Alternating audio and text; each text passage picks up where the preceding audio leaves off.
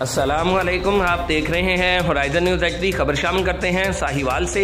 Duty में गफलत व लापरवाही बरतने वाले पुलिस एहलकार को किसी भी किस्म की रियायत नहीं दी जाएगी। DSP राना इफ्तिखार आला अफसरान के अहकामात पर अमल करते हुए अपनी ड्यूटी अहसन तरीके से सर अंजाम दे रहे हैं। SHO थाना सिविल लाइन राना अंसर खान। हुकूमत पाकिस्तान की जानब से मुफ्त आटा तकसीम के सिलसिला में साहिवाल में कायम मुफ्त आटा पॉइंट्स कायद-ए-आज़म स्टेडियम में बिला ताअत्तुल आटे की तकसीम का सिलसिला जारी है। DPO साहिवाल के अहकामात पर अमल करते हुए फुल प्रूफ सिक्योरिटी के इंतजाम किए गए हैं। DSP राना इफ्तिखार की ज़ेर निगरानी SHO थाना सिविल लाइन अंसर खान व दीगर पुलिस मुलाजमीन अपनी ड्यूटी अहसन तरीके से सर अंजाम दे रहे हैं, जिससे नज़्म व ज़ब्त में काफ़ी हद तक बेहतरी नज़र आ रही है, जिसकी वजह से आटे के हसूल के लिए आने वाली खवातीन की मुश्किलात में काफ़ी हद तक कमी वाक़ई हुई है।